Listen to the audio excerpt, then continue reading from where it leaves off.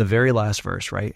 So it's the faith of the mother. Nothing in these verses does it talk about the faith of the daughter. And yet the mother's coming, her faith then impacts the daughter. I think that is so crucial for us, is that our faith is powerful for other people, right? So Jesus replied to her, woman, your faith is great. Let it be done for you. What is it to be done? That her daughter would be healed. Not because of her daughter's faith, because she is going and pleading at the feet of Jesus, and that her faith is great. Welcome to Let's Talk About That, the podcast where we take a deeper dive into Sunday's message and explore any questions you might have. I'm your host, AJ Stevens, joined by lead pastor Chip Parker, and I'm thrilled to be on this journey with you. Whether you're a longtime member of the Orchard or a first-time visitor, Let's Talk About That is your space to explore, reflect, and connect. Join us as we navigate the intricacies of faith, spirituality, and daily life, seeking to understand how the wisdom shared on Sundays can be applied to our modern challenges. So grab a cup of coffee, find a comfortable space, and let's dive in together. This is Let's Talk About That, where the conversation about Sunday's message never stops. All right, we're back with a little different flavor this week because we kicked the ladies out and we have some guys with us. And so I would love to introduce some of these guys. All right. In the Live Oak location. So before you introduce them, you did that on purpose, right? When you said we have another flavor this week? I did. You did that on purpose, 100%. I did. So you guys don't know this because you don't listen to the podcast. Confirmed. One time. So we started out a couple of weeks ago when Trey Lee was on here talking about his move to FCA, asked a flavor or a question about a flavor. If you were a flavor, what flavor would you be? And so we decided that what Trey said, I was salt and pepper. AJ is like 5 gum, but then taking a swallow of cold water after it, and it's like really intense, but then it dies away in just a second. So that's that was kind of AJ's flavor. Pretty accurate. So we have with us Matt Pennington, pastor of Live Oak location. We have Mr. Seth Wilkins and Mr. Hunter Abercrombie. Let's try the second one again. Seth Wilkins.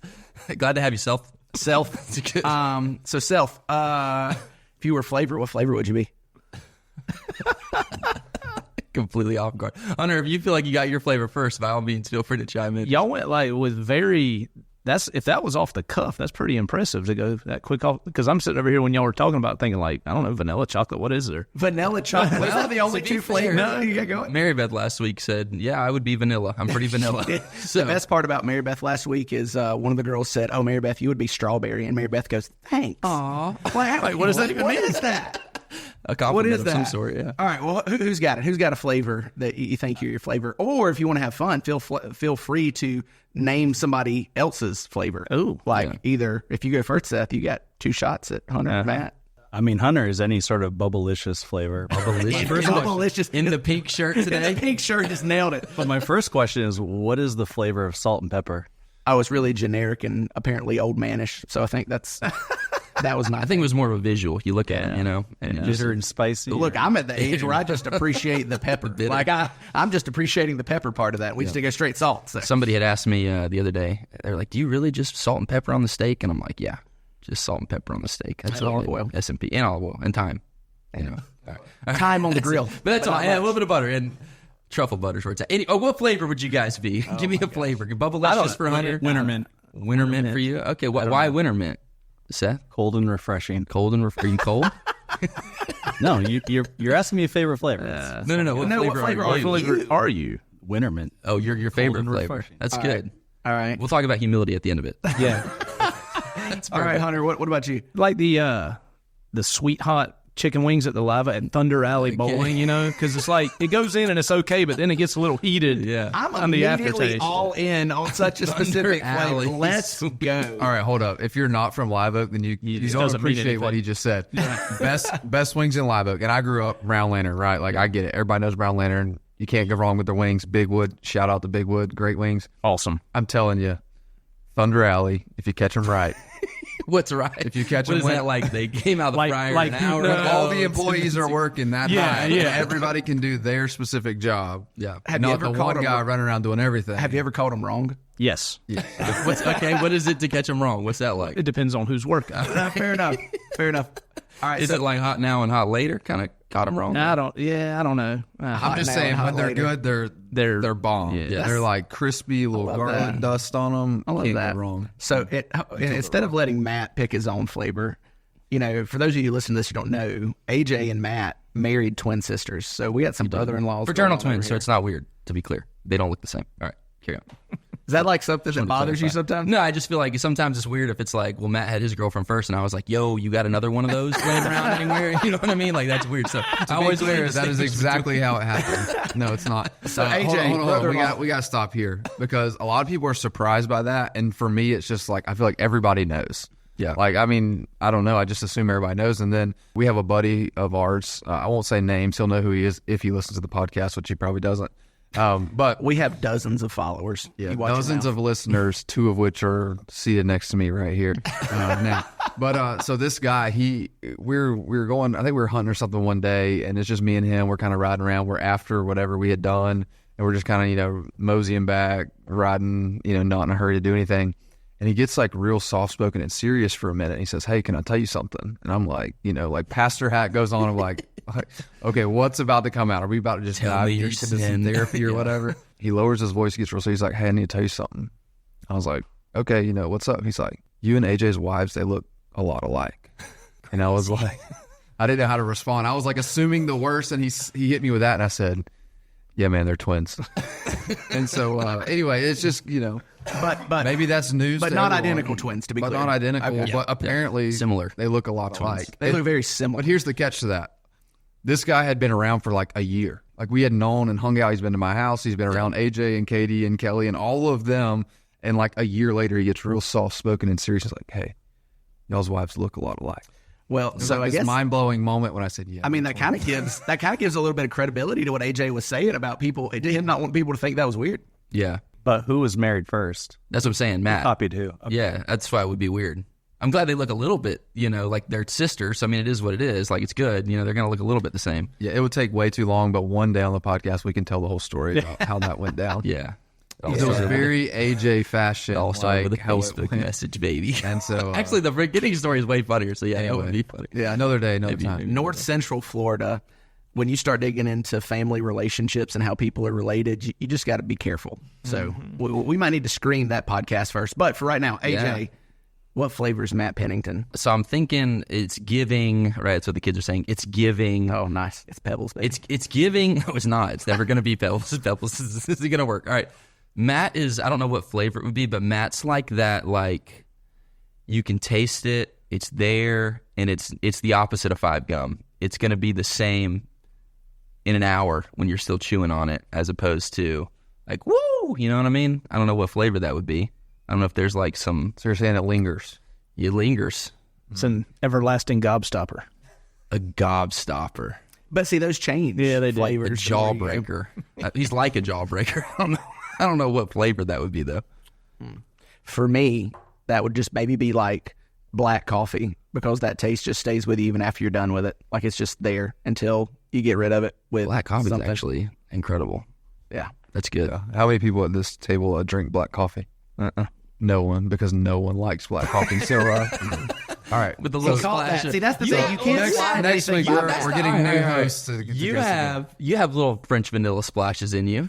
You got a little bit of that, like, all right, it's only getting worse. Let's just move on. Move to the next one. A little hazelnut every now and then. A little hazelnut. That's good. All right, well, so that's good. We know your flavors now.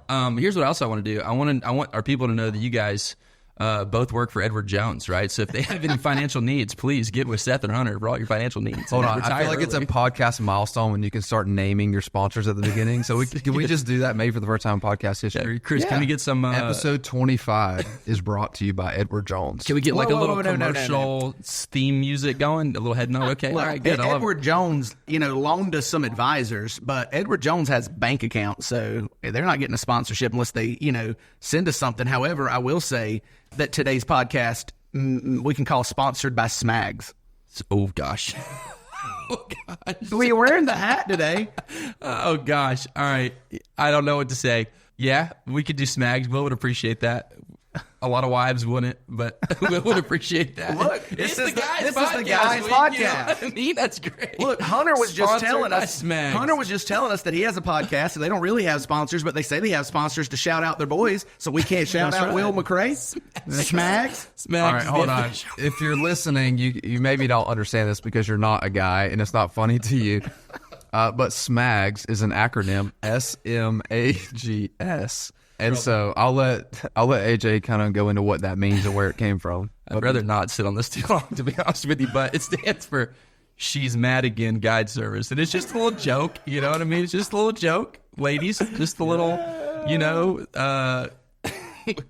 we're out hunting today and all right, here, let me just give you the perfect smag situation. This is ridiculous. I can't believe we're doing this right now, but it's Saturday morning, right? And you're on like, we'll just stick with the turkey season theme. It's day one of turkey season. It's Saturday, and your wife just scheduled brunch with the ladies, and you need to keep the kids. And you're like, here's the deal, babe.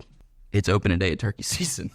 I'm gonna go kill it. I'm going turkey hunting, right? And so she ends up going to brunch with the kids, and that's like the premise of Smags. Like, she's mad again, but I'm going. So it's just not good, but it's tongue in cheek, because if you're a true smagger, you realize there's some moments where you got to bite the bullet. It's just a joke, and you should never go full smag, right? Should never go full smag. Never go full smag. My favorite part of this, and you guys will be able to confirm it since we do not have a video feed, but AJ, who is normally red, has taken on a whole new shade of red as he's telling this story right now, because it hit really close to home, I believe. I just want to reaffirm, you should never go full smag. All right, let's talk about something else. So, yes, what you guys a great segue into our series, Lessons from Her. You guys work for Edward Jones, but you're also dads, and that's why we wanted you guys to come on here today. Yeah. So here's what I would love for you guys to do. I would love for each of you to tell me how many kids you have, and maybe what else well, let's do this. What else do you do? So you work for Edward Jones. Yeah. What else do you do? I mean, we said you have a podcast. What else do you guys have your hands in as dads? Well, if we're talking about how many kids and stuff, Seth needs to go first, because that may take a long time. I lose track. I've forgotten at this point. Old fertile myrtle, baby. Come on. Let's go, Seth.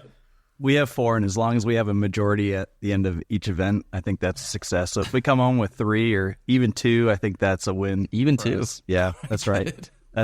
That's the retirement plan. You got to pack those numbers. Hey, listen, it's also a good tax return plan. I like that. That's good. No, we have 4 kids, and they're incredible, wonderful, infuriating kids. Yeah, so tell me, so as a guy with 4 kids, I only have 2. And I know that there's a lot of similarities in those 2, but there's also some like drastic differences. Give me the spectrum for your kids. Like, this one is like very much this way. My oldest is very much this way. My 2 middles are like, walk me through some of that. Give me the biggest differences in your kids that you see from oldest to youngest.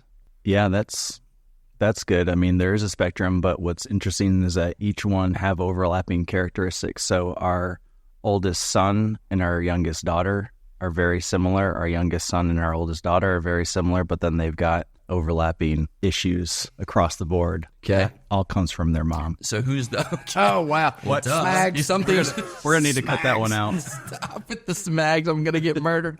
So who's the extrovert? Like, do you have an extrovert in the family? Do you have an introvert in the family? If you've met Crew, that's our oldest son. He's the extrovert. So the oldest is like guy will dance. I don't know where he gets the dancing genes from, but he's got some good moves. Okay, all right. It's pretty impressive. That's good. He's our extrovert. Okay, so are the other 3 all introverts, or do you have like there's kind of like a...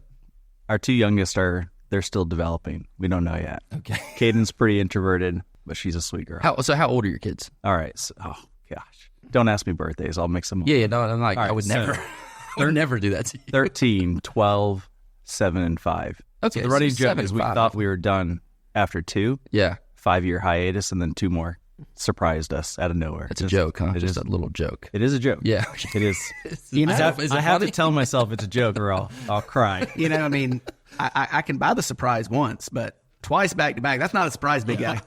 You guys need to get a TV. That's an intentional choice. That's not how you guys need cable in the house. Somebody's put satellite something. All right, where's TikTok? Where's the itinerary here? All right, so hold on, Seth. What AJ really needs, and what he was looking for, I think, is you have 4, which means that you crossed the man coverage to zone coverage threshold, and AJ's about to cross that threshold. Yeah. So I'm sitting here firmly, and we got man coverage. Leanne takes the little one, I take the old one. Other than that, we're good. I mean, that's fine. AJ, it's going to be real. You're about to be outnumbered in the Stevens household. So, any advice for moving to that zone coverage parenting? Yeah, so that's a good point. When we went from 2 to 3, it was a game changer in a bad way. Don't say that. That's not good. But, it's going to be great, babe. But you're listening. You add the 4th, and then it really is just there's one more. Right, it just is what it is. So I really think after 3, it's just a numbers game. But going from man-to-man to zone, it's a real thing. Yeah. Right? And that was very, very difficult. That was a big transition. But we also were a little bit different in that we had the 2 older ones. There was a 5-year gap in between them. So we were out of the diaper phase. We were out of the getting to be out of the full-blown car seat phase. Smash that reset button. And we just reset that, right? And so now it's we're never going to be out of this phase. That's right. Yeah. That's right. So this is a good maybe place to talk about this. Me and Katie we just have 2, not conflicting, but different views on kids, I think. And she's an incredible mom, so she would have like 1 million kids, and she would do a great job with 1 million kids. I told her my preference would be, and that's not to say this is how it needs to be, but I told her my preference would be we have these kids close together. That way when we're done, we're done. You know what I mean? Like we ship them off. And she tells me, and statistics are telling me now with this generation coming up, that's just not how it works. You don't just ship them off anymore. They linger in your house until they're like 25, 26. I'm like, I don't know why we don't talk about this more, but you spend more time with your children as adults than you do with them as children. Yeah. Right? Because they're children for 18 years, and it's a very immersive 18 years. But then for the next 50 years of their life, they're an adult, you're an adult, and you have to learn how to be a parent with an adult. Assuming they're around you, yeah. Assuming they're like living in proximity. Well, I mean, I know there's strained relationships where, they don't talk, but for the most part, even if you're, not right next to each other, like I still call my dad to ask questions. Matter of fact, to just telling myself my 40th birthday is in July, and I had to call my dad and say, hey, I forgot what size my sport coat is. Do you remember? So, I mean, like, you got to deal with that. I'm a 40-year-old child. So, yeah, what are you doing for your 40th? You need a sport coat. Come on. That's right. Oh, those 2 things were unrelated. Oh, okay. I thought they were the same. So also, Hunter here is also playing zone. Uh-huh. And so maybe he Are you in zone? confirm or deny some of those realities. No, I agree with Seth. I have 3, and we waited between our second and third. We thought we were done, and then we made the conscious decision. I guess unlike Seth, maybe. But the one thing I will say we did on the third, which everyone, I shouldn't say everyone. Everybody's got their own opinion. We didn't find out what we were having. That was a lot of fun. That's cool. But yeah, terrifying. Yeah, I think 1 to 2, because they were closer, was tougher for us. And then it's like your oldest, once you have that other one, it's like he's grown all of a sudden, even though he's 2 years old. So what's the age of the 3 kids? Mine are 11, 9, and 4. So, yeah. Okay. So do you feel like, for both of y'all, do you feel like the older kids help with the younger kids at this point? Or are they kind of like, no, that's your problem. You guys did that. My oldest does. My youngest my middle child gives 0 craps about anyone. So that's good. Besides himself. Well, here's maybe my thing. I feel like I should expound on this. I think I see this a lot, and so maybe there's like a subconscious fear, but I see a lot of parents make their entire lives about their kids. And so by the time the kids are out of the house, they're like, well, what do we have? We just spent the last 18 to 25 years making this about our kids. Where are we at? Do we still have a relationship? What do you like? What do I like? That kind of thing. And so I don't ever want to get to the point where, for me and Katie, our lives become more about our kids than our marriage, if that makes sense. I want our kids to be a byproduct of our marriage, but not. Yeah, it does. And I think it's a challenge because you get immersed in their stuff. So, I can certainly see where that would be something you got to battle a little bit and make sure you're making a priority. That's good. Well, with those kids and the big broad spectrum that you guys have, we do this occasionally, and we have this segment called Keep and Release. And so I don't know if you guys have a keep for all of your kids or a release for all of your kids, but I would love to hear, maybe as dads, like your biggest keep. I want to hold on to that moment in parenting so far. And then your biggest, get this the heck out of here, far away from here. I never want to deal with that or experience that again, release moment as a dad. Go ahead, Seth. I'll let you go first. Okay. So my keep, this was when we had our first 2, Kate and Crew. I had done a deployment, and so I was away for 6 months.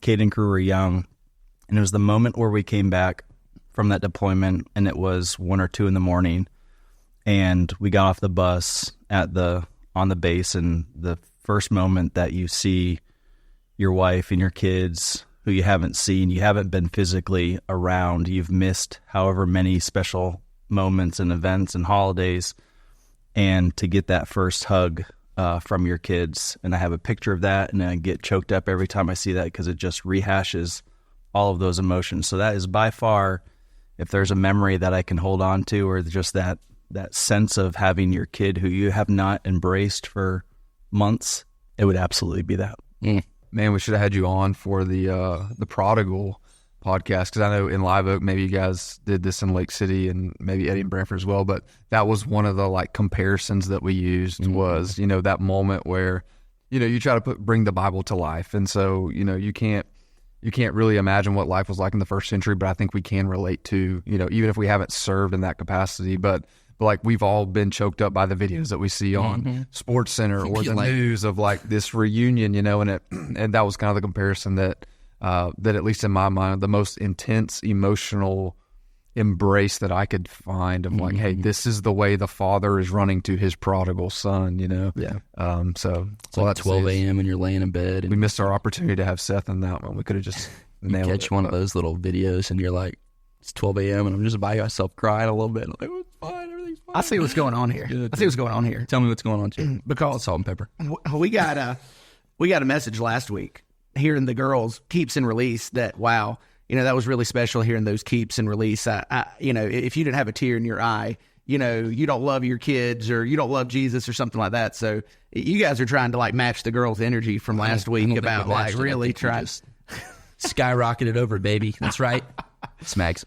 Good job, Seth. All right, well, let's go. Let's just keep with the keep theme real quick. You got a keep, Hunter, and then we'll come back to release. Yeah, I mean, I think I'm a lot like you guys. Obviously, we're into sports and we hunt and we fish and we do all that. And That's right. Come on, say that louder. One more time, baby. Yeah, listen, with the Smag stuff, man, you knew who he was before you married him. I don't know why you're surprised. Well, he's preaching now.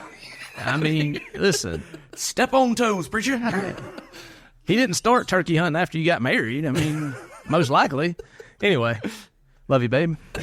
I'll be home at 6, like you said. But for that stuff when like last year, I mean, there's several that come to mind, but my oldest Ace killed his first deer in front of dogs, and there was like a crowd right there, and it was awesome. So you just those kind of memories, or your kid gets you work hard and you do all this stuff, and they come through in a big moment in a game or something. Those are the things. I think like a release for me, I mean, we had one specifically with Lane when he was little. We had a scare with him that we thought maybe, cancer might be involved in. So that was really scary for about 3 days. So that I never want to relive, of course. But I think more just those moments where you look back and you screwed up and you were too hard on them or something, and you kind of just, like, God almighty, man, that really was not a big, and that's the thing. None of it's a big deal. In the moment it is, but then you get a day or two away from you, like, man, I really screwed up. And so I think those are the releases for me. My little girl, man, she's just, I don't know, she's shot out sometimes. So I haven't, everything with her is just, it's an adventure. So, I mean, I can tell you the keep is I just want to keep her the age she is, and I don't want her to get any bigger. That's the keep. That's good. But when Hunter says girl, like, you got to understand that Ray, she's 4, right? Yeah. She is like all girl. Mm-hmm. Yes, yes. And so my youngest daughter goes to Tamra, which is Hunter's wife's daycare. And so Wait, I see. Shout out to daycare. What's daycare? Shout out to daycare, Stepping Stone. Is that a title Sponsorship. sponsor? Love it. There we go. Another one. This segment is sponsored by Stepping Stone. That's right. And so I see Ray from time to time, and every time I see her, she's in heels. Is that true? Yes, 100%. Heels. Heels and dresses. Heels and dresses. And so when he says girl, he means like all girl. Yeah. That's serious. I don't know how to deal with that. You gotta go get her in front of some dogs, man. That's what I was going to say. It's like something involved with shooting deer. She'll go from time to time, but yeah, it's she's different, man. She's obviously than the boys. So yeah. Well, hey, I have a release. Yeah, I want to hear your. Well, I don't know if I have a keep, but you gotta have. Here's my release, and That's maybe not good. As a dad, you should have both. No, I mean I do, but like for the sake of time and all that. But so here's my release, right? A lot of us at this table, we're like into the sports manly thing, the outdoor stuff. We like to. Maybe we work on our Jeep or, whatever. And so for me, my release is we had this moment last week where my daughter did acro this year. That was kind of like her after school activity. It's acro. Tell the average dad. You'll get the picture in a minute. So okay. what it is it's rolling around on the floor. That's what acro is, at least from my perspective. In my generation, we call that a tantrum. No, this is part of my release, though, is because we're sitting there, and it's the big showcase. It's the end of the year. It's the dance recital for acro type thing. It's the music recital for piano lessons kind of thing, right? It's the moment where all the pieces come together. You've been doing this for, 3, 4, 5 months, whatever. Everything you've learned, you're going to showcase to everyone. And there was a moment where I looked at my wife, and I said, like if I knew that she couldn't do the back roll, then we would have been practicing at my house every day. Right. Because at this moment, like when I look at my daughter out there, like she's just rolling around on the ground. Whose kid is that? And I'm like, the release for me was I released my hopes and dreams that my daughter is going to be an athletic specimen. That's what I released in that moment. Hey, that's Chris, fine. how long are these archived for? That's fine. But that was confirmed yesterday where we're in the yard. My daughter had her 5th birthday party yesterday. And, after everybody kind of is leaving and all that, we're out in the yard and we have a tee and a ball and a bat, because I'm a dad, like I have 2 girls, but I have I have that aspiration that That's my like, girl just show me a glimmer of hope. can at least, play t-ball and be successful or whatever. Tell me this is about you more than them. And no, this is about my release of my hopes and dreams. And so anyway, we're playing t-ball. She's hitting, and she did hit the ball, but it was like this moment of just, there was zero competitive drive, competitive edge. There was no hope to like, hey, when you hit the ball, run to this makeshift first base. It was like, nah, I hit the ball, I'm good, and it was like, I just released in that moment. I accepted. I released all hopes and dreams that my daughter has that athletic capability, and that's fine. Hear me say that. Yeah, that's fine. That's good. Yeah. But I had to release it. Is it? Because it didn't sound. Well, what's that fine old saying? there. Like some Indians need to gather sticks, and some Indians need to hunt. You know what I mean? There's got to be an Indian for something. So maybe Is that she's really a saying? I I've don't never think that's heard how that. it goes exactly. But I feel like it was way more polished when they said it. Yeah. But anyway, so someone's got to get the sticks. to paint this picture, right? So my daughter has field day today at school. To kind of help with this, right? I made her run laps down the hall this morning. I was like, hey, you got to pump your arms. You got to go fast. Like we're trying to get first place. So like, hey, run to the door and back, and I want to see how fast you can do it. So we did do that this morning. So maybe there's a little bit that I'm hanging on to, but Well, here's what I would invite you to do as a guy who's married to my wife's twin. Use some of that competitive energy, Not pour it into identical. my kid. Not Yeah, identical. Not identical. But, pour some of that leftover into Dax, man, if you need to, by all means. yeah. So that dynamic is we compete, right? Like I feel like we channel that into our relationships, our hunting, Yeah. our fishing, My right elbow's in shambles today because our PS5, Madden endeavors, all that stuff. So we still find ways to compete if it's not through our kids. we were throwing the ball in the yard the other day, and Matt started throwing it. And I'm like, oh, he's throwing it. And so I'm like, well, I'm going to throw it. And today I'm in freaking shambles. 2 days later. I just had a realization that out there's probably a group of therapists that are salivating to get their hand on this podcast and just be like, man, I got a gold mine here, the issues these guys have. Impenetrable smacks. All right, I want to hear your release, Seth. You had a release.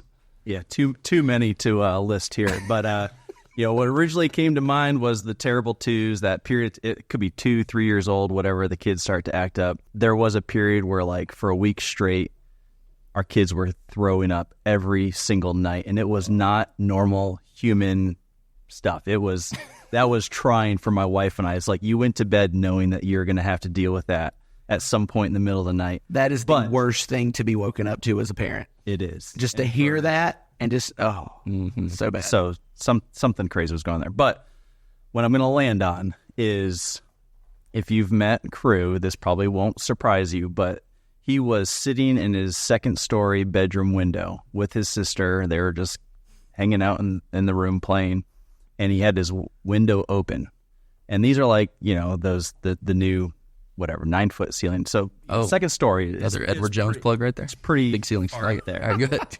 No, it's the stick belt. It'd blow over in the wind. So he's sitting with his back towards the window screen, and the guy completely forgot the window's open and just leans back. No. Falls out second story window.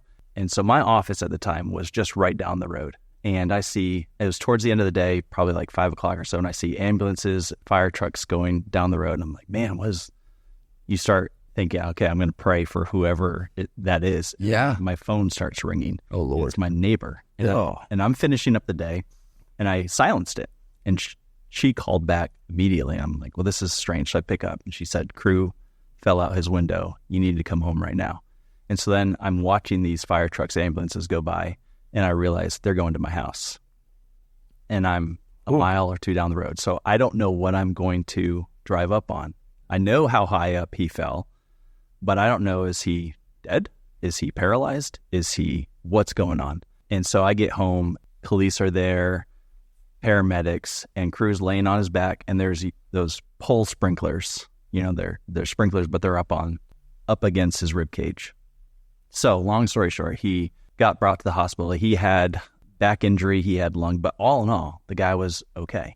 Oof. But just that sense where you start to piece it together, where you're thinking that you're going to pray for another family or situation, and then you realize it's you, and it could have been so different. But that is a feeling that I never want to experience again. We had our daughter who fell out of a tree and had internal bleeding. So it's par for the course in our. Hold on, we kind of flew by that last part. What'd you say?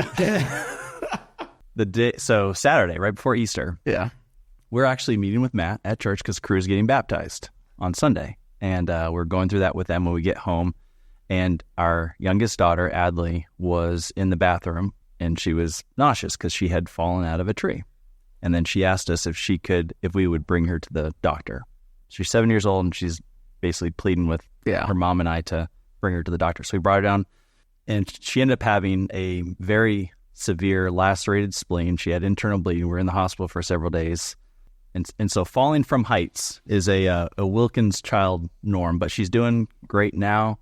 She's on the road to recovery, and she's back in school. So hopefully that was a little bit more detail. Yeah, I mean, it is crazy, though, that happened to both kids, because that's like insane. And that Crew could have been just as bad, but he dodged a lot of the issues that she had to deal with. So we had to have a family meeting. I told the kids, if someone else falls from heights, Dad is going to jail, because they're gonna think, man, there's child endangerment going on here. Why are all these kids? It just so happens, heights? never just happens. And we're right. This segment's sponsored by Bubble Wrap, Seth. You need to get them kids that gum. And Hunter safety systems for all your tree stand safety needs. Good. I had another one, but now it's like you can't do it because you that's totally really can't. heavy. Yeah. That's because too I heavy. thought Bring us back up. We don't like to stay too heavy too long. I just don't move car seats. I hate them. Like you can't. You got to buckle them in. You got to anchor them. You got to do all that. worst. So there's like for 2 years there was no telling. Kids have snacks. I don't know what's under that thing. So it's just whatever's under there when I take it out 2 years from now is under there. So I'm not moving car seats. It's terrible. Have you ever had that moment where your kids were in the car seat and you look back in the mirror and they're like eating a French fry and you're like, when's the last time we had French fries? Yes. Oh no, that's terrible. Yes. We were going to Orange Conference, offered to drive my truck, and a guy from the church, Kyle, he's like, well, all right. So Kyle's really he's big into air quality, likes stuff clean. Kyle listens to this. He won't deny any of it. He's like, well, I would love to detail your truck before we go. And I'm like, all right, brother, if you want to get after my truck, get after it. Like if you feel more comfortable riding. He's like, I just want to be in a place where I can take my shoes off and enjoy the 5-hour car ride. I'm like, that's fine. I'm not. If you want to do it, do it. I pull up to the house and he goes, oh, Lord, it's my doors. We take the back seat off and there's chocolate milk crust and the back car seat, French fries, goldfish, fruit, the whole shit. I'm like, oh, there ain't no telling. So my favorite part was Kyle rode back with us on the way back and he goes, yeah, I started wearing gloves after I cut myself on something. I didn't even know what it was when I was cleaning it out. He said there was some glass in the front seat. I had no idea what that glass would have been from. All right, so last question, and then we'll kind of dive into some of the more serious stuff here. But what's your favorite part of being a dad? I guess this could be for any of y'all too. Anybody who wants to take a stab at it. I got an easy answer for my favorite part of being a dad. Not being a mom. Because I don't think I couldn't handle it. I couldn't do it. Our the kids default might parent not side of it? Well, not just the default parent side of it, but just the, we talked about this a little bit last week, the nurturing side, the caring side, the, thinking about things that nobody else in the family thinks about. That's just crazy to me. And then also childbirth. Oh, Lord. Not being a mom. That's my favorite part of being a dad. The ultimate level of respect. Hats off, ladies. Hats off.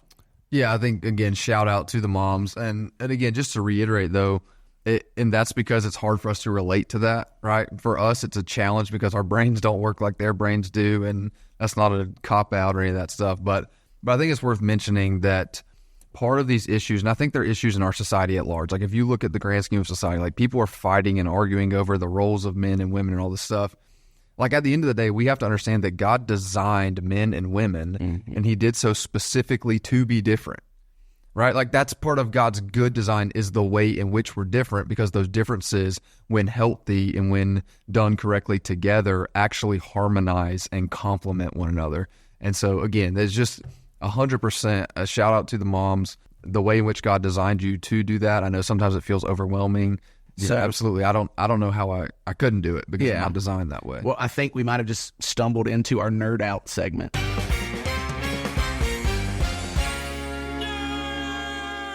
So one thing that I have thought a lot about since I heard somebody talk about it, and it just kind of struck me as... Nerd Out segment is a segment we do. People who listen know about this. You guys don't listen to this. You don't know. It's where we just kind of go, deeper into something that, is really only interesting to me. I like it. So, if you look in Genesis, when God created Adam and Eve, it says that God created them in his own image, male and female, he created them.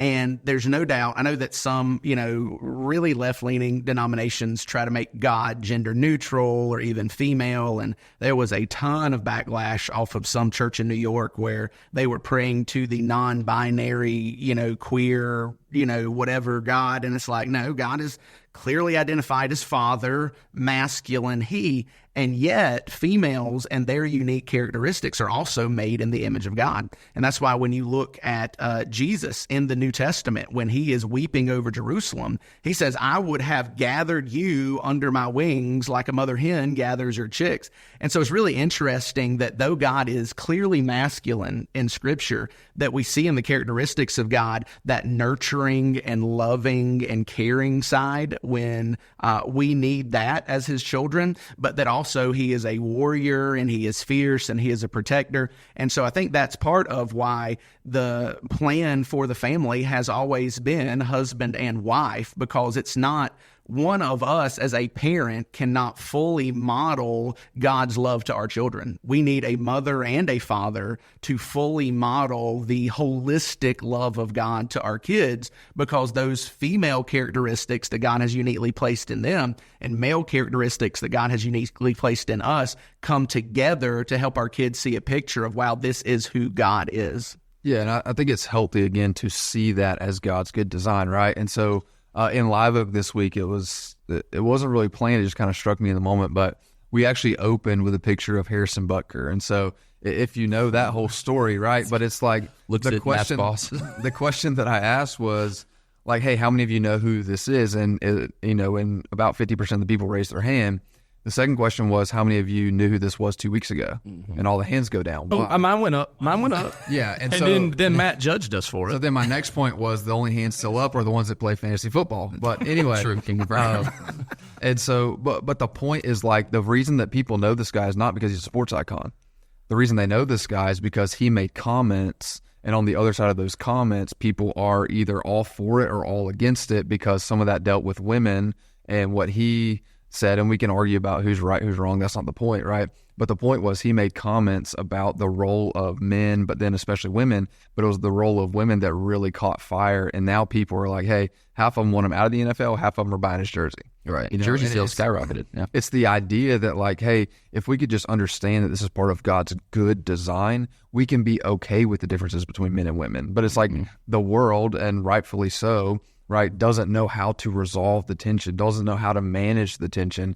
And so for us as believers, I think that's one of the biggest testaments that we can do is like, hey, we can healthily manage the tensions within our homes, with our wives, with our kids and all that, right? And when we do that, we actually show God's good design because they complement one another, as opposed to like that we have to somehow be opposed. Yeah, it's good. I think you just touched on something that's so critically important is we have such a mentality, I think, in culture today to equalize everything.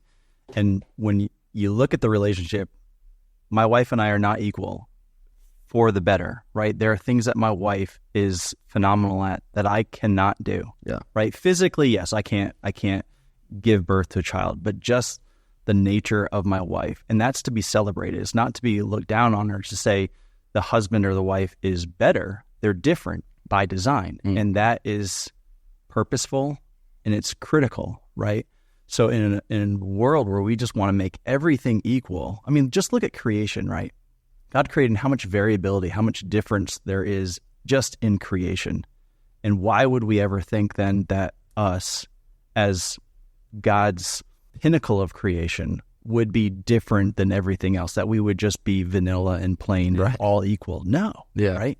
And so we celebrate the diversity. We celebrate that the differences between my wife and I. We don't try and say, well, I can do exactly what my wife can do the same. Absolutely not. Yeah, it's good. I love the fact that we just said, it's not just vanilla. Sometimes it's Thunder Alley hot.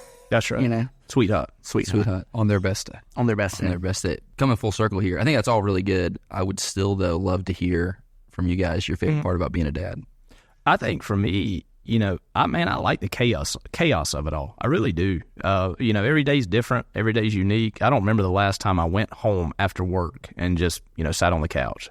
The schedules just don't line up. But I think just those moments where one of the things I really enjoy is just when somebody else, because you see your kids a certain way, and I'm probably too hard on my kids, but somebody else like, man, you got a great kid. That stuff is really great. And I get it from all of them at different times or things like that. But they're all my kids are very different. Ace is my oldest, and he is very sensitive in a lot of ways. He cares deeply about other people. He wants them to feel good and things like that. Lane, I compare it to that, I don't know if you guys ever saw the 30 for 30 on the Mannings. Mm-hmm. And when Peyton and Cooper Manning were talking about Eli, the youngest, they're like, Eli just really didn't care about your feelings. If you want to be around him, great. But he's going to do what he wants to do. That's Lane. But he's got a great personality. He's incredibly witty and probably gets a little bit of that smart aleckiness from me. I don't know if that's a word. But, I just enjoy every day with my kids. There's never a time that I'm like, man, I wish we could just, ship them off to grandma's for the week or something. I just really enjoy the day-to-day of being a dad. And like you said, I don't know how I could do it without my wife. My kids will literally walk past me on the couch and go to her while she's doing something, ask her for a drink. It's great. The default I can sit there too and relax. Yeah. But no, there's not one thing. I enjoy every part of it. And I always knew I wanted to. I've known for a long time that this is what I wanted to do. That is my priority. And I've always said that. And I worked in the school system for 12 years. And I just tell you, if there's not a dad in the picture, just the difference it makes. It is, you can point to whatever statistic. I'm just telling you. If you don't have a dad in the house, man, it is a problem. Yeah. It goes back to creation design, I think. God created a certain way to look a certain way, and we have a certain role to fill as dads. I shouldn't say it's a problem. There's plenty of single moms who do a great job and have great kids. I'm just saying that, it is vitally important. Yeah, it is. It's the owner's manual, so to speak, right? Like there are, I know a few single moms that come to mind immediately that just crush it. A couple single dads who give it all and do a great job. But at the end of the day, they would probably both tell you, hey, this still isn't ideal. This is hard. And I feel like sometimes my kids are missing something. And I feel like that is the beauty of the local church and the body of Christ, is that while none of us can ever fully step in and fill that role of a missing mother or a missing father, that we do have a family in the church that realize the importance of those God-given roles and responsibilities, and we can come alongside to support and help where we can. That's kind of why we joke about wanting to be a Home Depot kind of church. You can do it, but we can help. And in those areas where you need help, we want to help. And so I do think that is important. Yeah. It's good. Yeah, I think a picture of that comes to mind is, we did grad recognition on Sunday at all of our locations. Everybody maybe did a little different, but Lucas, in our first service, we had some girls who were being recognized, and he asked their small group leaders to come up and to stand with them and to pray with them to close the service. And I think it's just that picture, right, of, yes,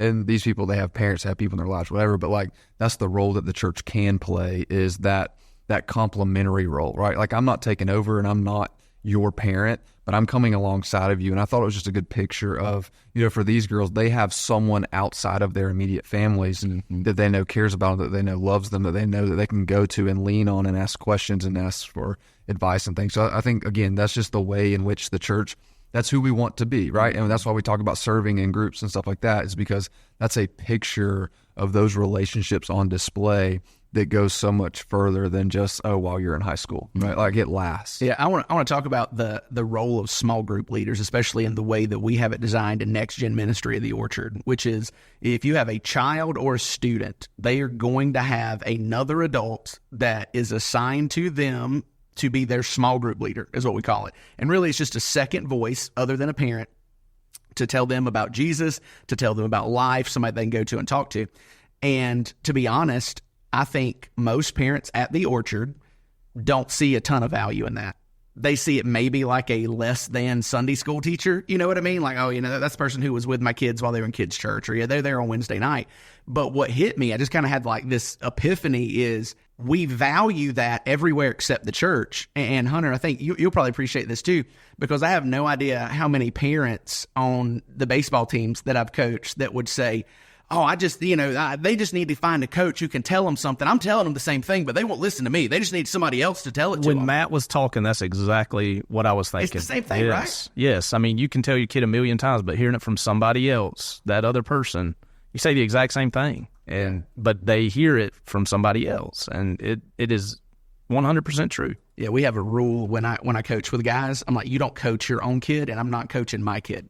You talk to somebody else's kid because they'll listen. And I think that is the role that we're trying to create in the church. And I just wish more parents would see the value in that. If you see value in sending your son or daughter to get hitting lessons from another coach because they can tell them things and they will listen, then see the value in sending your kid for free on a Wednesday night to an adult that's going to tell them about Jesus. The same thing you would tell them, but maybe they'll listen to them. Right. Seth had mentioned when Crew got baptized a few weeks ago, and mine, Ace, is getting ready to get baptized in June, and it would not happen without Cindy. It would not have happened without Cindy Hebron over at the Live Oak location. 100%. Yeah, that's good. And that goes right into my favorite part of being dad, is seeing and celebrating the successes. But what's been so incredible recently is to see the development of our kids' own personal faith, right? Not my faith kind of projected onto them, but, they go to kids camp, they go to summer, they're kind of immersed in this, scenarios. And what's been impressive to me is that both Caden and Crew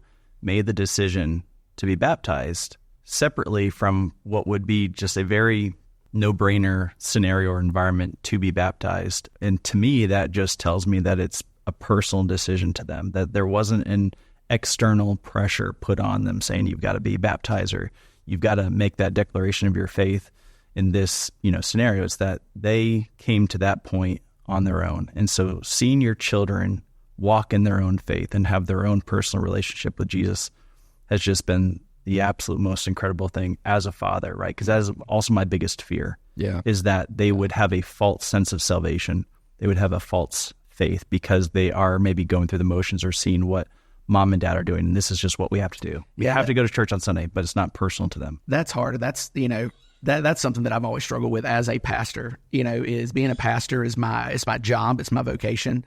Kind of walking that line between, hey boys, you're coming to church because I'm the pastor, and no, you're not just coming to church because I'm the pastor. You're coming to church because of the family. We want to be in church. And it looks different for us. And Sundays are hard because I leave early in the morning. Leanne's having to get the kids, there and ready by herself. And sometimes it's hard. And it's even hard specifically. I'll talk about, and I'm going to be careful because I need to remind myself, Chip, if Chasen is listening with you in the car, skip over this part. Chasen, our 10-year-old, he has not made a profession of faith yet. And it's not that he doesn't know about Jesus. He would tell you that he loves Jesus. He likes coming to church, memorizes his Bible verse. But for whatever reason, it's just not ever come where he said, yeah, that's what I need to do. And it's really hard not to push that on him. And maybe in some cases, I've not pushed it enough for fear of pushing a false profession on him. And with me being a pastor, it's kind of complicating that. But it is hard as a parent to let them develop as they develop and let God work in them as he works in them through his Spirit, and not trying to push it. Like, you see the development, but you're like, dude, you're like right there. You're a smart kid. Chasen's like crazy smart. And I'm like, how can't you put 1 + 1 together and make 2? Like, what are we missing here? But I think that is, it's something hard to let your kids develop the way that God is developing them, because sometimes it's easier to be like, no, I know how to develop them better. Let me do it. Yeah. When Matt and I met with him, I told him multiple times, I don't want you to do this because you think we want you to, because that's what I did when I was 12. I went down front and did it because I thought my parents wanted me to. So I really wasn't saved until I was 14 at FCA camp. And I've told him over and over, don't do this because of us. This has to be about you. Yeah, it's good. It's good. You got anything you want to add for a kind of segue? No, I think that is a good segue. Chip, you mentioned kind of this this tension, right, between I want my kids to follow Jesus, but I don't want to push them in such a way that they feel like they're doing it for me, right? And so it's the idea that it's like it's case by case almost, like it's you deal with the person in the moment where they are. And I think that is a perfect segue to what we talked about on Sunday. Yeah. Here you have a Canaanite woman. 50 minutes in. Let's go. Yeah, that's good. So I was thinking, oh, it's going to be way shorter than the girl. But here we are. It's not. So take us through that. Yeah. Like, take so us you through have, the message. like, let's just summarize the story for a moment. Like, here you have a Canaanite woman with the odds stacked against her, right? And she comes to Jesus. Jesus at first ignores her. Then he tells her no. Then he calls her a dog. Right. And so all of us talking about our kids and the people that we care about, I don't think any of those 3 steps would be part of our process to leading our kids to Jesus. And yet, this is not what would Jesus do moments, right? Yeah, this is not the passage that you write your evangelism manual off of, right? Ignore them, tell them that you're not here for them, and then insult them. Yep. Yeah, but I think the point is at the end of the story, we see it all come together, and that's because Jesus knows what we don't. He deals with this woman based on her needs, not based on this manual that everyone's the same, right? And so I think one thing that I appreciate about Seth and Hunter being here is, yes, I appreciate these guys that are very involved at Live Oak. If you go to Live Oak, you've probably heard their voices before. They do the welcome. They're involved in that way. But I appreciate it because you guys are not pastors on staff, right? You guys are people who follow Jesus, and yet you work in a quote-unquote secular environment, right? No matter how good Edward Jones is, right? I don't know. But the point is, like, you guys work outside the walls of the church. And I think for us, we sit around the table every week, and we're thinking about the message for Sunday or last Sunday, and that's all we do. And we forget sometimes that other people live in the reality where, like, yeah, they go there and they may have enjoyed it. They may have taken something away from the message, but, like, the vast majority of their week, they're thinking and dealing with people who are not thinking like we are. And so I appreciate that. And one thing that I want to kind of dive into is I think it's unique because when Jesus interacts with this woman, he is not in Israel, right? Like it says in Matthew chapter 15, verse 21, when Jesus left there, that is Galilee, he withdrew to the area of Tyre and Sidon. That is a Gentile territory. These are coastal port cities outside the territory. So now you take Jesus and his Jewish followers, and now they go out of their comfort zone, so to speak. Right. And I know that's not the biblical language of comfort zone, but I think it describes the reality. And I think we probably see a little bit of that with the disciples. When this woman comes up, she's a Canaanite. She's clearly different from them, right? Maybe has a different dialect. She's clearly not Jewish. She's not part of them. She doesn't belong to them. And it says that she comes to Jesus crying out, "Have mercy on me, Lord, Son of David. My daughter's severely tormented by a demon." And we see that the disciples respond and they're like, "Hey, Jesus, get rid of her. Send her away."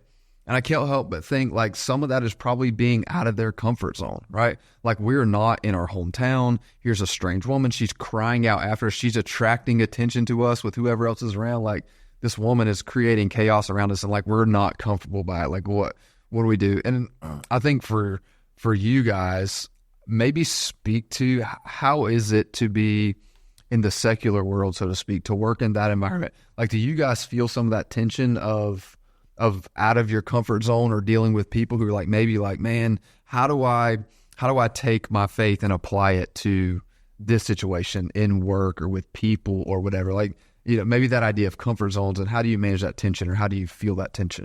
Yeah, I mean, it's hard sometimes because we live in Live Oak, Florida, so a lot of us think the same way. You don't run into a ton of people who think a lot different than you do, and if you do, maybe you don't discuss it at that time or whatever, but I think it comes back to just treating people right. Not everything's got to be personal, and we're so polarized today in society that we can have disagreements about things and still remain respectful with one another. But, I mean, Edward Jones is great. We're not ever told or anything like that to do things a certain way, I guess. I mean, we are, certainly. We have regulation.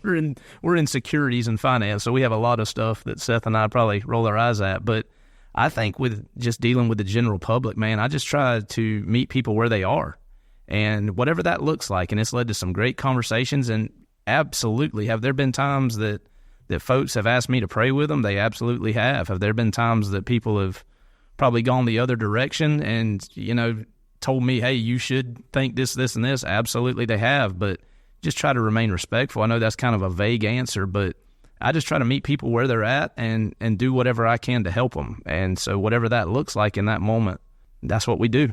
So I approach this a little bit differently because we've lived all over the country. For the military, we've lived in California, North Carolina, New Jersey, Pennsylvania. We've lived in areas, I grew up in Maine, right? So in areas that would be very different than Live Oak or the South. I'm very thankful that we live where we do now, but we've had to navigate those different environments. And I'll be honest, I wasn't always as confident in my faith as I am right now. I think that's part of the development, that's part of growing in your faith, but I don't see this at work, and I'm just going to skip over that. What I see is the everyday interactions with folks. Someone who is broken down on the side of the road because she ran out of gas and she's got a young child in the back seat, and being able to meet her human need in that moment, just simply going to the gas station, giving her a can of gas, but then asking to pray for her, right? She didn't ask for it. And I wouldn't have been as confident in that years ago, right? So how you navigate that, I think, is you've got to be confident in Scripture and what the Word says is true. And then to be able to share that. We talk about impacting lostness in our community. And how do we do that, right? So we as a church can host events, and is that impactful? Or is it each one of us that is in our daily lives encountering however many people at the grocery store, at the gas station, in times of need? And how are we then sharing the love of Jesus? So yeah, I think that's good, Seth. I think that's an important distinction that we need to make sometimes. Okay, what is the responsibility of the church and what is the responsibility of the Christian, right? Like, as a church, we want to impact lostness, but as a Christian, we can't outsource that to the church institution or organization, right? Like, it's not about crusades or revivals or events. Those are tools that can be helpful, but at the end of the day, the method of sharing the gospel hasn't changed. I know we always say, we want to hold the message and, we'll use whatever method we need to. The methods change, the message doesn't. I'm not sure that's true, because the method of Jesus has always been people reaching people. Right? It's been relationship. It's been conversation. It's been meeting those physical needs in order to meet their spiritual needs, to kind of earn that credibility to speak into those things. And so I think you're exactly right, Seth. Like, the church is there to impact lostness, but the way we do that is through the Christian. It's not through the organization of the church. Yeah.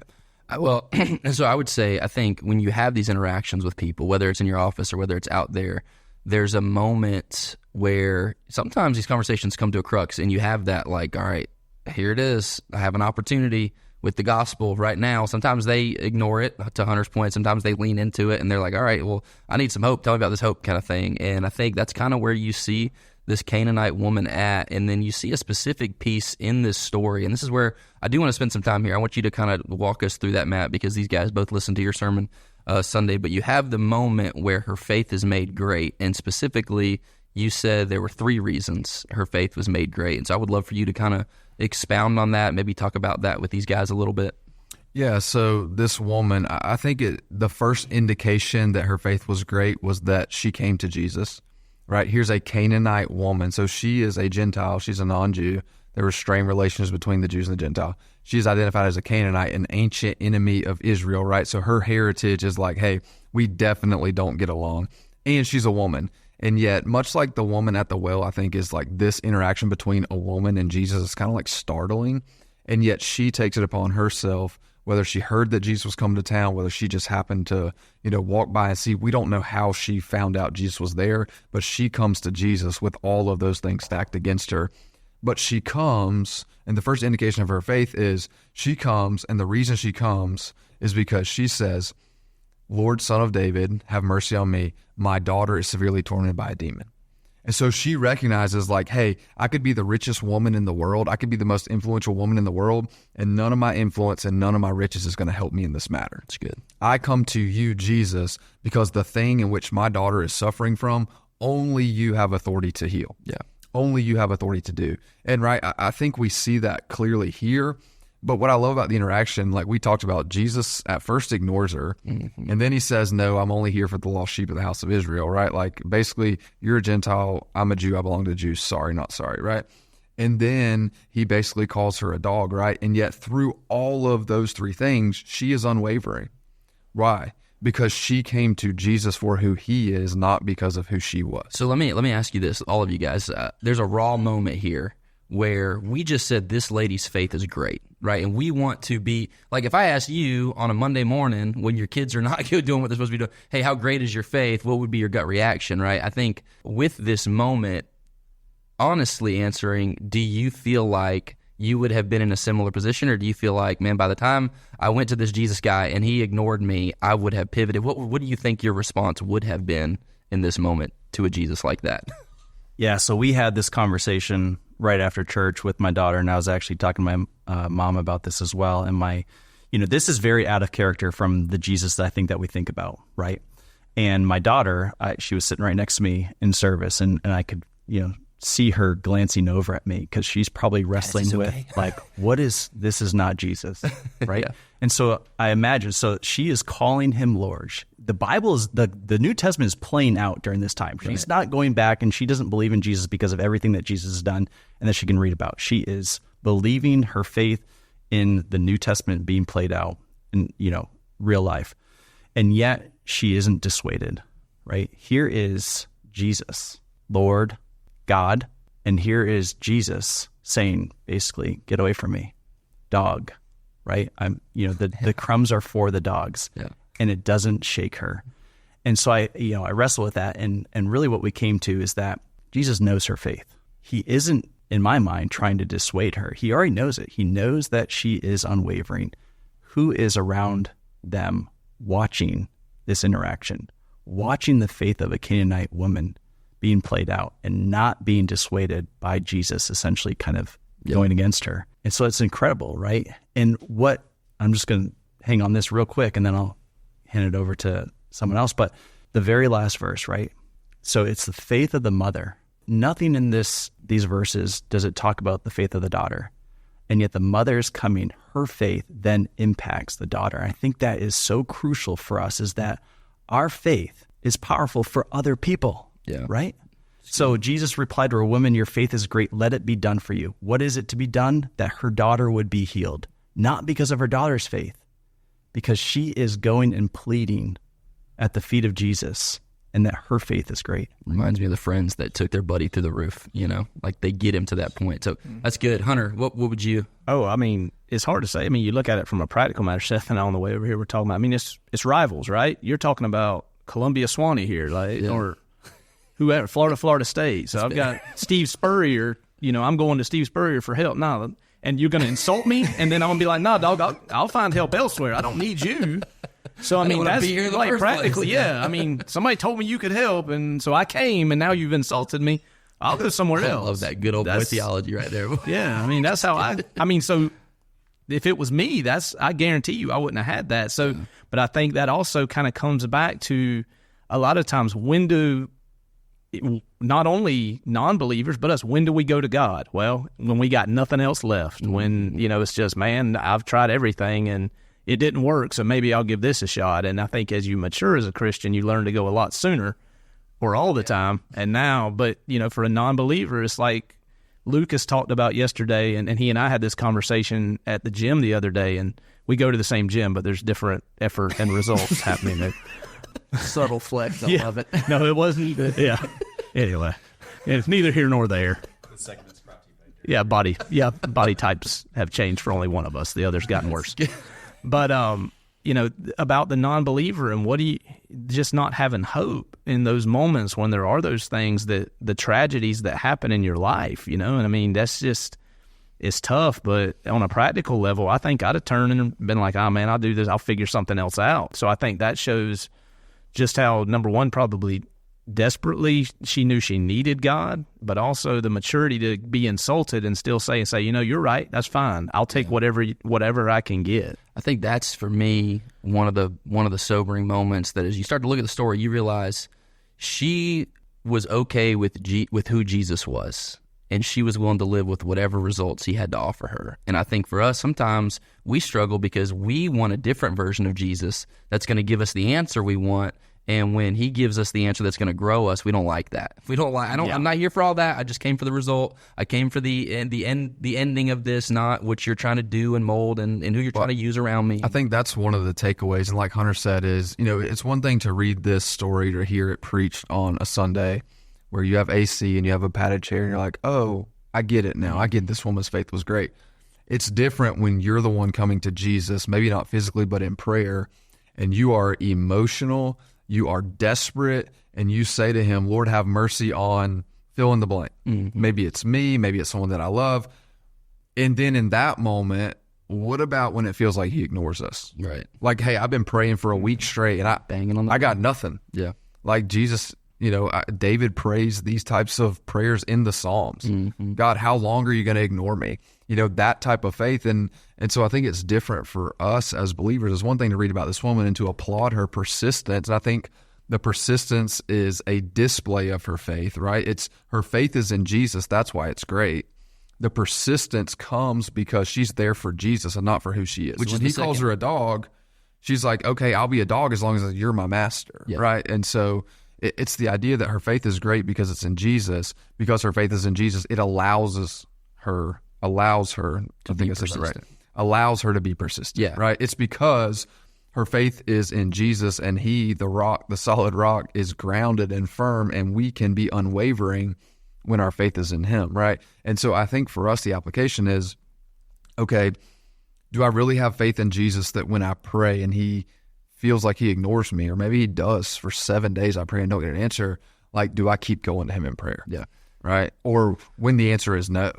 Yeah. That's the second part of this, right? He first ignores her and then he finally acknowledges her and he says no. Yeah. And like for us, I think that's the application. We don't come to Jesus physically and kneel at his feet, but we kneel sometimes in prayer and come to him before the throne. And I've prayed prayers, and I'm sure you guys can agree, I've prayed prayers that feel like they're being ignored.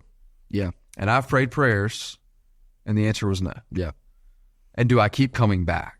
Yeah. And I think that's the maybe my favorite part of this whole interaction is when Jesus says to her, I was sent only to the lost sheep of the house of Israel. And then in verse 25, it says right after he says, basically, no, I'm here for Israel, it says, but she came. Mm-hmm.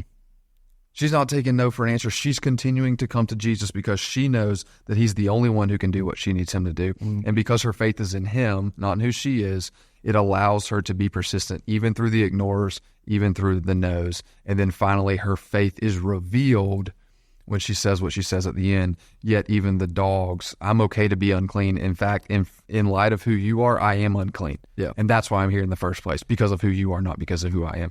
Therefore, you can call me a dog. I will identify with a dog. I'm not offended by that truth because I will be a dog so long as you're the master and I get to eat the crumbs because your crumbs are better than someone else's bread. That's right. So let me ask you this. That's good. I agree. That's awesome. I'm not the Canaanite woman. What does persistence look like for me? I'm just your average. I sit in church on Sunday. I'm coming. I'm trying to have a great faith. You just told me it involves Jesus, persistence, humility. I want to be persistent. What does persistence look like? And I was thinking, when Matt was talking, and I thought about it yesterday, 15 years ago, my dad passed away with a really tragic accident, and he was in the hospital for 20 days. And so I was this person, we were, just begging, whatever. My mom said something while my dad was in the hospital. She said, I want him, obviously we want him to get better for us, but she said, because the community had really rallied around us. My dad was at the middle school for 20 years, everybody in town who was coming down sending stuff. But my mom said, I want him to get better so that everyone else can see that prayer works, that this really works. But, it didn't work out our way. But what I told her then, and what I've said a lot since then, is that, sometimes the Lord may be protecting us from something else, because my dad had this accident. He was not going to be the same person if he came out of it. My dad would not have done well with that, if he couldn't do the things he wanted to do. My dad dipped and chewed, and sometimes both at the same time, for 30 years. So, cancer was going to be a huge possibility for him. He wouldn't have done good with that. And so I think sometimes, the Lord, it's not going to be the answer you want all the time, but maybe he's protecting you from something else for something better, or that it's just, hey, you got the faith. It's not always going to be the answer you want. That's what faith is, and that's what perseverance is understanding that there's going to be adversity, there's going to be challenges, but that doesn't change what I believe. Yeah, I think that is a great way to talk about two tensions that come out of this whole thing. And the first is that persistence does not mean you keep on until you get the answer that you want. Because, I said in my message that persistence is not about us changing God. It's about God changing us. because there are several places in Scripture where we see persistent prayers that God says no to, and eventually they are like, okay, I get it. One was Jesus himself in the Garden of Gethsemane. Lord, if possible, let this cup pass from me. Nevertheless, not what I will, but your will be done. Jesus is literally saying, God, I don't want to do this, but I'm willing to do whatever you want. He prays that 3 times. Jesus 3 times persists in this prayer. And then finally he says, but I'm going to have my heart shaped by your will, and I'm going to follow your will. Another example is Paul. Paul in 2 Corinthians chapter 10 talks about a thorn in the flesh that he had that was given to him, he says in verse 7, as a messenger of Satan to torment me so that I would not exalt myself. And then he says, concerning this, I pleaded with the Lord 3 times that it would leave me. But he said to me, my grace is sufficient for you. My power is perfected in weakness. And so Paul didn't say, but I have a great faith and I know you're going to change your mind. No, the Lord changed his heart and he was willing to accept it. And what you said at the end, Hunter, is so key in understanding this. If you keep persisting when God has given you a clear and final answer, your faith isn't in God, your faith is in your faith. You think that your faith is so big that you're going to change God's mind. When he sees just how bad you want it, just how much you mean it, that he's going to have to give you what you want. No, that's faith in the power of your faith. Faith in God is an even if faith. Even if Dad doesn't get better, my faith is in you. This is what I want. I'm going to keep asking until it's not possible or until you change my heart. But even if this doesn't turn out the way I want, I'm going to trust you. Even if my mom doesn't come home from the hospital, I'm going to trust you. Even if the thorn in the flesh isn't removed, I'm going to trust you. Even if this cup can't pass from me, I'm going to trust you. And so I think we have to move kind of from that only if to an even if faith. Only if is, well, God, I'll believe in you only if this thing happens because I'm waiting on you to show up. But that's not what faith is. Faith is an even if faith. So it's not just, I trust my faith enough that I'm going to change God's mind. It is, I trust my faith enough that God's going to change my heart and I'll be okay with that. Yeah, I think for me, the idea that faith here is not just our ability to believe that God can do something, right? Mm-hmm. Faith is also trusting the reason why God does what he does. It's good. That's right. And so sometimes the answer we get is no, and then faith is, okay, I have to trust that for somehow, some way, in a way that I can't see or imagine or even know maybe on this side of eternity, but yet I trust you now that your no is better than what I would have said yes. Yep. That's good. Right. Now it's become, because now I'm trusting your heart. I'm trusting who you are, your character. And so now my faith is not just, maybe prior to that, I'm in a similar boat, right? With my dad, like the prayer was, that he would be healed. And that's not what happened. And so like the prayer is, God, I know you can. And so my faith is that you can. I'm asking that you will. But now when the answer is no, persistence looks like I keep coming back to you, and I do so with the faith, trusting that, hey, the decision that was made is for whatever reason, for your glory, for whatever. I don't understand it. I may not agree with it, but I'm trusting now that you made that decision, and so my faith is in you, so I'm going to be content with the decision that you made. Yeah, that's good, because I think that there's a very popular brand of theology that is if you have enough faith, you get whatever you want. Whether it's a clean bill of health, miracles, prosperity, whatever. I heard a preacher clip on TikTok. He was being asked about the 5 jets that he had purchased over the years. And he said, if Jesus was alive today, he'd be flying in one of these jets. And I'm like, did you even read the New Testament when Jesus literally said, I'm homeless. Yeah. I am homeless. I don't have a place to lay my head. Yeah. And the idea is not if you have enough faith, everything's going to work out. It's that you have enough faith. You don't have to have everything work out because you trust what God's doing, even when it seems like, hey, this is not going according to plan. It's that, like you said, it's that even if faith. Even if this isn't going according to plan, I'm trusting that God has a why behind it. And I think that the painful part of that is when you don't agree with the why behind it. Right. And Hunter, I don't know if you walked through this, but, when my mom passed away, there were all these questions of, well, God is going to use this in a special way. God's going to do so much. There were some things that came out of it that, wow, I can see how God used that. But at the end of the day, I'm like, yeah, I get that. Doesn't change my opinion that I would have rather she been here to grow up with my kids, and watch them grow up. So it's like, I get there's a why, and I don't necessarily agree with the why, but I trust that God was the one to make that decision better than me. Like it's a weird tension. Absolutely. Like it's not what I would have wanted, but in my heart, I know that what I would have wanted would not have been best. It doesn't really change what I wanted, but it's an acknowledgement that he knows better than I do. And that's a weird place to be, but I think that's kind of where faith brings you sometimes. Yeah, I think for me, I didn't have enough time to bring this out Sunday, but it's the idea that, hey, if we come to Jesus and we lay our requests at his feet and the answer is no, a no at Jesus' feet is still better than a no isolated from Jesus. Yeah. Because at least now we're in a place where we are leaning on the one who can help us through. Yeah, Jesus changing us, right? Great theologian, Garth Brooks. Sometimes I thank God for unanswered prayers. That's right. That's good. So last thing you talked about in regard to great faith was the humility piece. So maybe unpack some of that. Let's walk through that real quick, and we'll kind of round out with this and one other question for you guys. Yeah, so the idea is that this woman, we see persistence where she comes back to Jesus. Even when he ignores her, even when he says no, she comes back to Jesus. And when she comes back to him, it says that she knelt before him, right? And so what we see here is just a picture of humility, right? We see a picture that she is here before Jesus. She is kneeling down before him in complete and utter desperation again, because she knows that Jesus is the only one who can do what she needs done. And that's why she's there in the first place. And so I think persistence and humility are evidences of her great faith, right? It's not necessarily what made her faith great. It's evidence that she had great faith, if that makes sense. And so she had great faith. Jesus brings this out through the way that he deals with her that we would call harsh. But again, as Seth alluded to earlier, I think part of Jesus, right, that he knows all of this going on, I think part of this story is that he is showing the disciples of what this woman's faith looks like. He knew her faith wasn't visible. And so he shows them. And my point on Sunday was, they're the ones who told Jesus right off the bat, hey, get rid of her. And my thought is like, hey, after he calls her a dog, they're probably like, oh, Jesus, like we wanted her gone.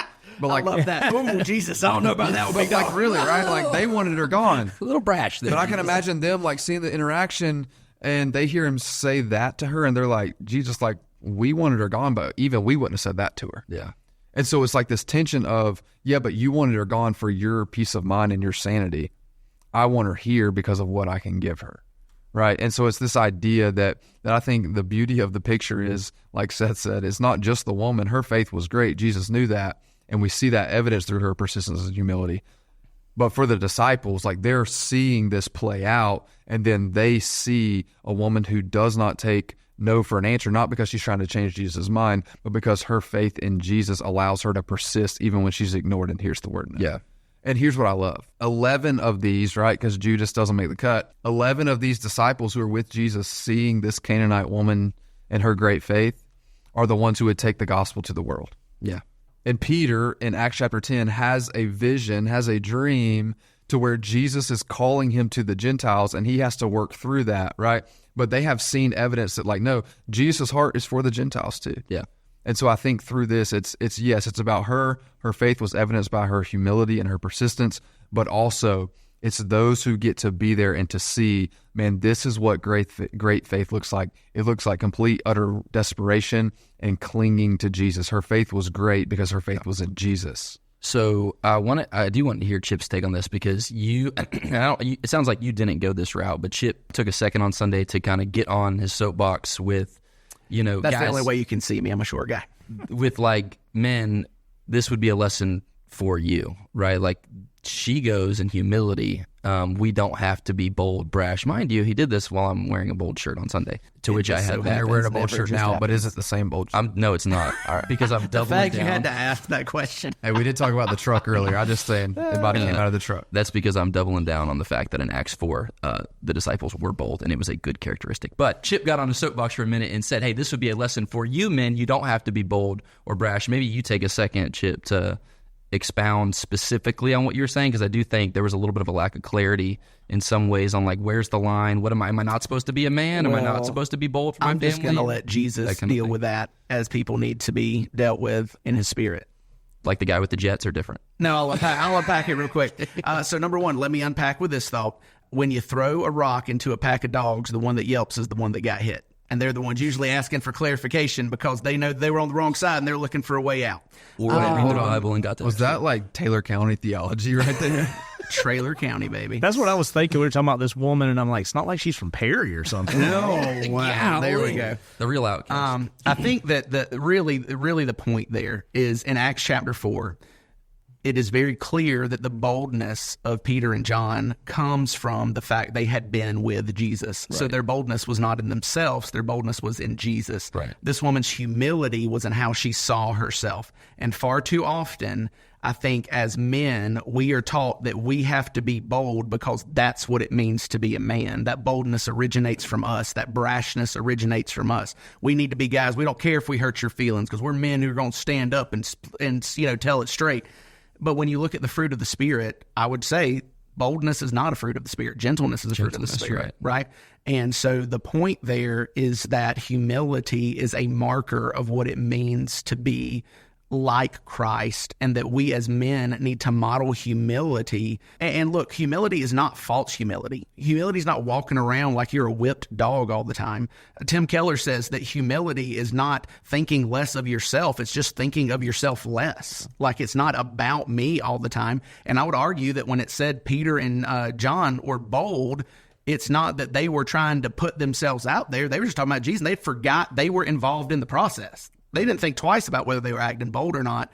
And I think if you look in the New Testament, you will find far more calls for us to be meek, humble, kind, gentle than you will for us to be bold or brash. Yeah, I think the faithful, when you look at the fruits of the Spirit, I think that version of boldness would probably be equivalent to faithfulness, right? Like you are going to be faithful in how you preach the gospel after you interact and spend time with Jesus. That is the boldness that we should exude as men, as women, as followers of Jesus. But there's a distinguishing marker to your point, and I think maybe brash is the better clarifying word there. Yeah, sure. If bold's a touchy spot for you, go ahead. Man, well, I'm saying for the hundreds of students we take to bold every year. You know what I mean? Just telling them, hey, just kidding. But I think that's maybe the difference where you're trying to figure out, okay, where's the line? What's good? What's not good? Figuring out the source of your issue, figuring out the source of where that's coming from is maybe the defining line. So for you guys, do you feel that tension? Do you navigate that tension as men in your house between like, man, I got to keep the line, or this line comes as a byproduct of being with Jesus would be my question. Does that make sense? Yeah, I don't walk any fine line. I probably need to more often than not. That's good. That's what we were, Chip and I played in a tournament this week. Our kids played in a tournament. We were out there. Yeah. But somebody called me this morning. Somebody called me this morning and said, man, I was talking to a buddy on the other team, and he said, man, that coach from Live Oak, he's serious. And I was like, man, that was the most relaxed I've ever been. You haven't seen serious. So Hunter and I, first game of the season was the Bombers Bombathon tournament. First game of the season, it's the Lake City Hammers that I coach versus the 11U Bombers that he coaches. And I just happened to preach at Live Oak the Sunday before that game. Yeah. And so everybody's like, all right, so are you or Hunter getting tossed first? And I was like, I don't know. But we're both going to be loud, I bet. I texted Matt and AJ and said, boys, the Lord is keeping me in check. He's got the preacher coaching against me. And AJ came back with, you don't know is the Lord's using you to keep him in check. Look, this was my release. And look, we got to end this because if we go to an hour and 31 minutes, we've gone longer than the girls and we will never live that down. Honest to God, it doesn't matter what you're saying at 129. I'm killing the podcast. Yeah, so get down there. All right, so my release for the week is Saturday was the worst tournament our team had all year. The first two games, by far, the worst two games of the season. We made more errors in those first two games than we did the last month combined. It was insane. And we played a really good game, our last game, but it just wasn't our day. It was one of those things where, the balls weren't bouncing right, and we went to extra innings. We went to a third extra inning. And in, this age group, you play a Texas tiebreaker, right? Runner on first, one out, that's it, right? And so I'm coaching third base. We're at the bottom of our lineup. Great kids. They've come through clutch other times. Today wasn't their day. They, out of both batters that were coming up, only one had gotten on base once, and it was on error. And so I call a bunt. First guy, he gets it down, runner's on third base. I'm like, sweet, runner in scoring position. Let's go ahead and move him home, and we'll have two outs. So I call bunt again. Guy lays it down. They throw the ball to first, and then they start walking off the field. And I said, holy crap. Wait a minute. We started with one out. Okay, that's helpful because I was wondering when I was standing in the outfield watching. No. Yeah, that guy's either a genius or an idiot. 100%. And I was like, oh my gosh, I can't believe I just did that. And so like I was mad, and I did something that I have not done. I used to do it all the time when I was playing, but I haven't not done it. My hat went a long way. Speaking of Steve Spurrier, I did. The visor hit the deck. I'm a Gator fan. So, dude, I was so mad, and it just stinks to let the kids down like that, you know. And then we came back that we lost in the last inning because they scored one run and won the game, and so, you know, I'm ready to call it a summer. I hear you. I'm ready to call it a summer. Yeah. All right, that's good. All right, talking about keeping yourself humble. You got 4 minutes total, so divvy this up accordingly. I want to hear one lesson from her, whoever that woman is in your life. Man, one of the most impactful things a woman has taught you. I was going to let you guys redeem yourselves from earlier. I'll jump in. Man, my mom growing up is just glass half full. And I mean, my mom has not had an easy life, like from when she was growing up. Now she had a great tenure there with my dad and us growing up and everything, I think she would say, but she's always been very glass half full. But I would take that away from her as just that. She's always looking that there's going to be better days. She's never lost her faith in the Lord. And the thing that I've always told people I respected most about my mom growing up is my dad could be really hard. He was, he could be tough. I mean, Matt knew him. Matt, I'm sure, was coached by him some. But my mom, even when my dad was being irrational and unreasonable about sports or whatever it was, she never disagreed with him in front of the kids. I'm sure she told him he was a psychopath behind closed doors, but it was always a united front in front of the kids. And my wife and I have always kind of taken that same approach because of her with that. Love it. All right, Seth. Yeah, last before one. Seth goes, to counterpoint or to confirm what Hunter said, Coach A is what we called him. Me and Blake Swan were probably 10 years old, and we were swimming because it was the summertime. That's what you do as a kid in the summertime. And we had all-star practice, and he made us run until we puked because we were late and we were lethargic because we swam. So don't be late. Good baseball memories. Don't swim during baseball season. All right, Seth, hit me.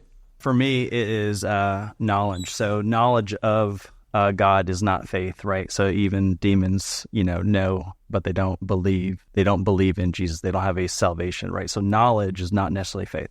So for me, the lessons from her is my mother, right? A faith combined with knowledge, and her desire and her consistency of pouring into God's word and strengthening her faith through the knowledge of God's word has been very impactful for me, and something that I always look to myself and say, I need to be better at that. And my mom is that example of constantly pouring into the word. That's great. I love that. That's awesome. That's good. And I think that's a great way to round it out. You got anything you want to say? I'm just surprised nobody took the Smags bait on the lesson from her. Don't do it. Don't do it. In fact, probably going to have to have a conversation after this in my house. It's good, All right. Can you hide this podcast from her iPhone or whatever? Man, that's good. Chris, that's your job. Yeah. Just every time Smags gets dropped, just put a little bleep sound. That's good. Man, well, we enjoyed having you guys with us. We really appreciate it. It's 1:29, so we didn't go longer than the girls, and we love that. Just a little, we had to hold it down. But that's the thing with guys. Like when you have guys in the room, it can be very good when it's very good, and then when it's not, it's done. And they're like, all right, well, we'll see you later. You'll knee slap and we're out. So good talk. We will catch you guys next week. See ya.